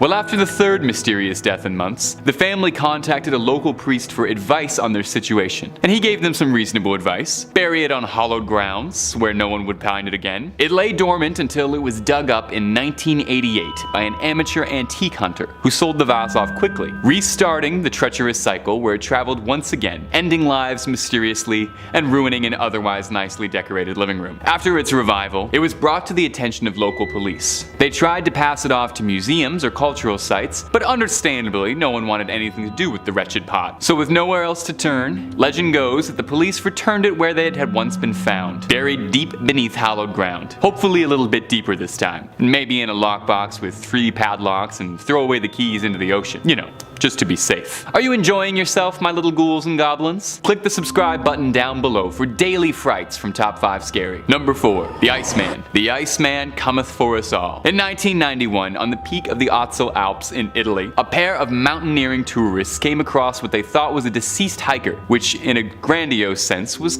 kind of true. Not a recent passing, however, because the Iceman in question was dated from 3000 BC. The nature of his passing is unknown, so the criminal could still be out there at large. A fascinating find for the scientific community. The Iceman, nicknamed Otzi after the mountain he was found in, shined a light on history previously unseen. Otzi was the oldest body ever discovered with tattoos. History's first bad boy, if you will. After being unearthed, the body was brought to Austria to be studied intensively, but nothing the researchers discovered could have prepared them for the curse that they had unearthed. A worrying amount of people involved in the study of the Iceman found themselves befuddled to an ancient unearthed evil. The first man to discover Otzi, one of the hikers, fell off a path on a mountain to his doom. A mountaineer passed in an avalanche. A forensic pathologist was involved in a lethal car accident en route to give a speech at a university about the Iceman. In total, 7 researchers involved in the study of the Iceman and observers found themselves losing their life after meeting him. So where is the Iceman Iceman now? Hopefully supervised. Well, Otzi is currently being held in the South Tyrol Museum of Archaeology down in the bottom of Italy, where he is kept in a climate-controlled environment to maintain his preservation. Locked away, visitors are permitted to come see the Iceman, but only through a frozen thick glass window. Is that room to keep him cool and preserved? Or is it to keep whatever curse lay dormant inside his bones docile? All we know is that we're thankful that Otzi's just chillin'. Number 3, the mummy. Not actually a mummy, but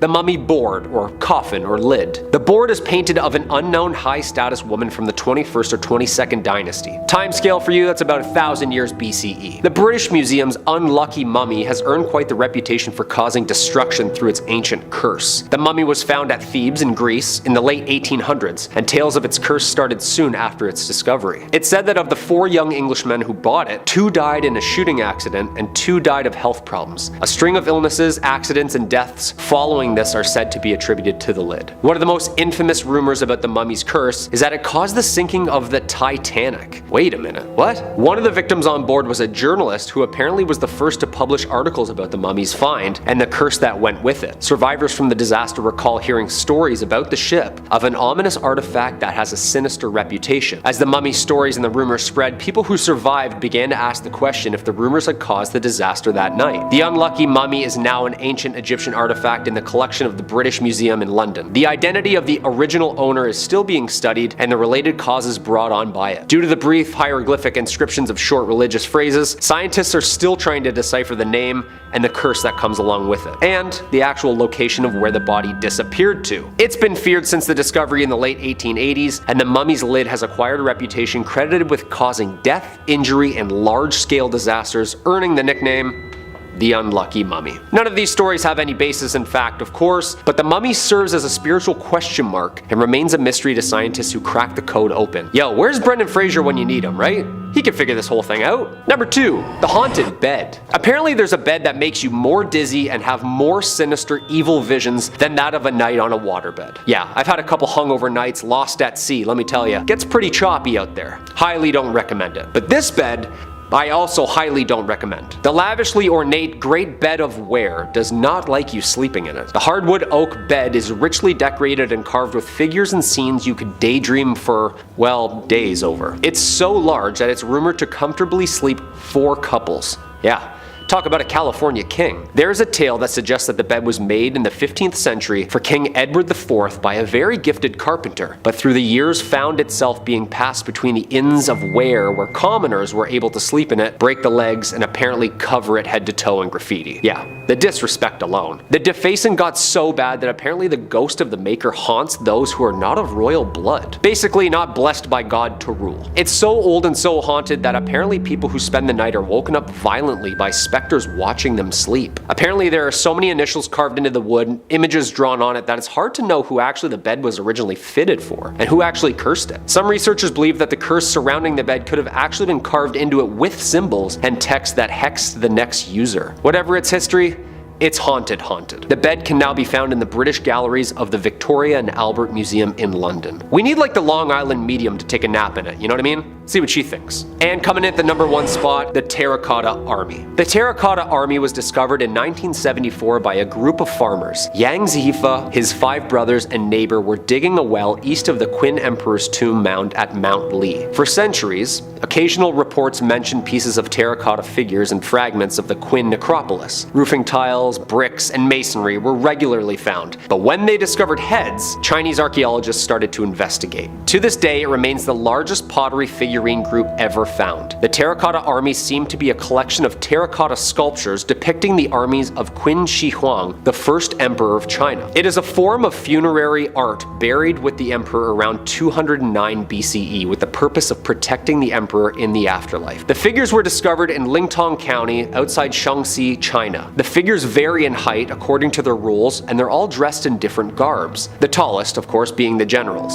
These statues include warriors, chariots equipped with horses, horses, more than 8,000 soldiers, 130 chariots, 520 horses, and 150 cavalry. Other terracotta non-military figures were found in pits close by, including officials, acrobats, strongmen, and musicians. Yo, are we sure that Medusa didn't just make her way through China and start stoning people in time with her looks? Because that's like an entire city made out of clay. In the records of the Grand Historian, China's 24 dynastic histories, it was written that work on the mausoleum began in 246 BCE, soon after Emperor Qin ascended the throne. Apparently the project involved 700,000 workers. Yeah, I'd really hope so, because that many perfectly sculpted figures are so realistic, there must have been a city of artists. The site is now a UNESCO World Heritage Site and has been since 1987. This is scary just looking at it. I'm not convinced this was just an art project for the journey between spirit realms. I think this was used as a decoy for battle. 20,000 figurines just chillin' waiting? Seems pretty intimidating to me. Whatever its origins,